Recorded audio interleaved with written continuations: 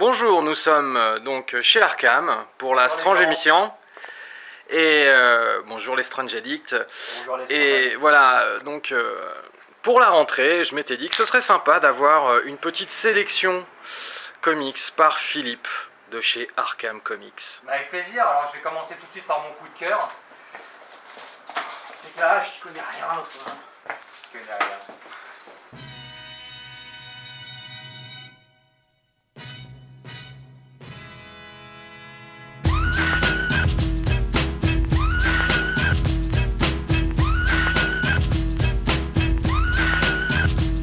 Bonjour la Strange émission, bonjour les Strange Addicts, bonjour Mister O.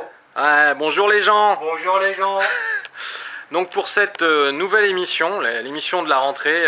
C'est nous qui nous y collons, enfin moi tout seul, mais solo aujourd'hui. ouais, on va parler... Client, rien. Non, que dalle, à peine.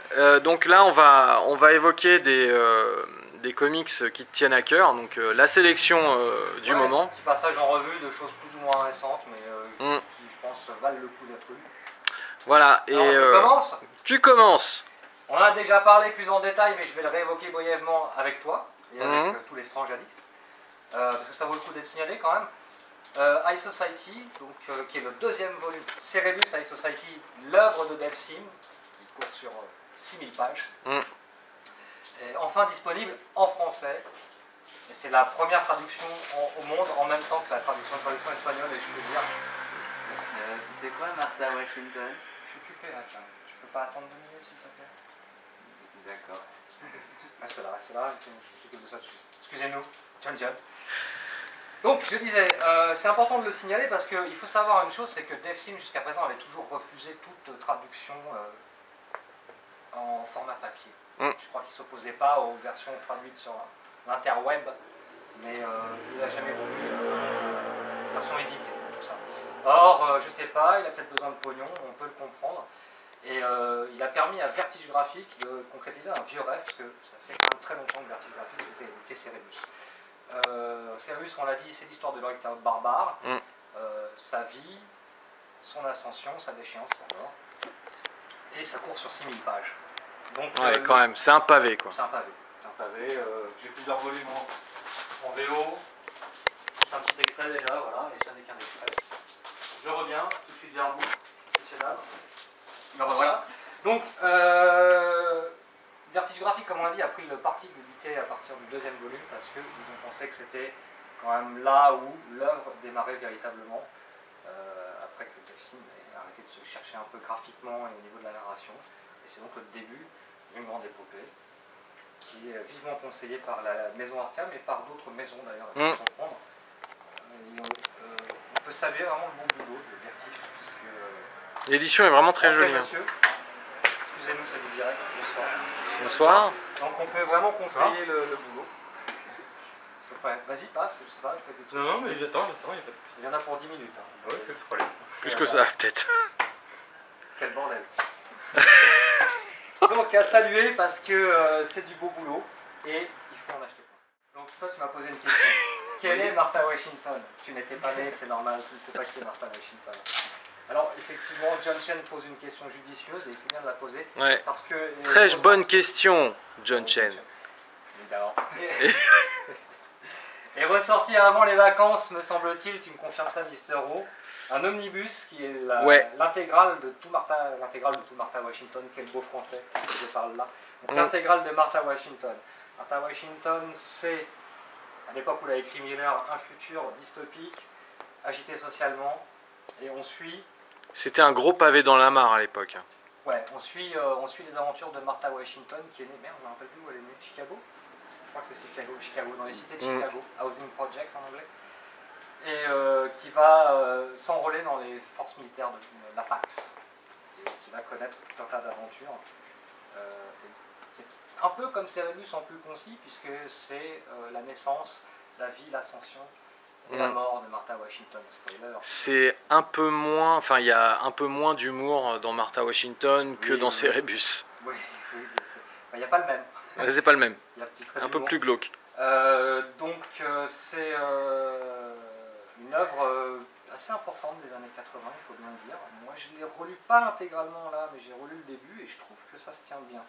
Et parce que j'ai beaucoup d'affection pour le personnage principal aussi, qui est une ultime survivante. Un peu comme Vasquez ou Sarah Connor ou des gens comme ça. Des femmes comme on n'en fait plus. Ouais. Des femmes comme on en fait parfois encore, on en voit maintenant un peu dans des films aussi, toujours. Et à noter l'intro très éclairante de Miller sur le sujet, très sincère, où il révèle certaines choses. Il dit notamment qu'il sortait du succès de Dark Knight. Il était plein de lui-même, un but de sa personne. Ça te donne envie, John. Oui. Je le sens. Du coup, Gibbons, après avoir lu la première version du script, il a fait ouais c'est bon, moi je lâche l'affaire, je fais pas ça, ça m'intéresse pas. Donc, il avait pété tout bonnement un plomb, merci Jason. Tout bonnement pété un plomb, Frankie. Et Franck nous confie que c'est grâce à Lynn Varley, sa compagne de l'époque, qui est aussi la coloriste de plusieurs des séries qu'il a faites, dont le Dark Knight Returns, qui a rattrapé le coup. Donc Miller a réécrit les choses, elle a réussi à convaincre Gibbons de revenir dans l'aventure, et ça a donné ça. A noter également que Delcourt republie ça, je crois que c'est en 3 tomes. En 3 tomes, puisque je le vois sur le dos de la couverture. Premier volume déjà disponible. Ouais, à ne pas louper. On poursuit. On poursuit. Alors on a... Excusez-moi. Oui Sylvain. C'est quoi Rex Mundi? Rex Mundi, je peux t'en parler si tu veux. Je connais bien Rex Mundi. Dis-moi tout. Tout. Moi tout. Oh. Oh, la blague.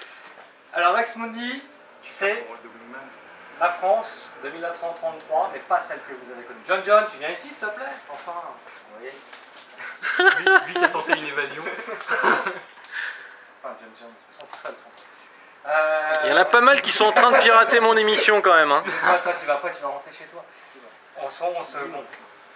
Il y en a certains qui sont en train de pirater mon émission, je sais pas qui c'est, mais...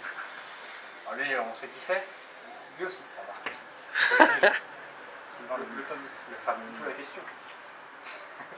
La France de 1933 n'est pas celle que vous avez peut-être connue si vous êtes assez vieux pour l'avoir connue. C'est une uchronie. Donc on commence cette histoire débute à Paris. À la grimace de Sylvain, je dirais que le mot uchronie l'a fait un peu tiquer.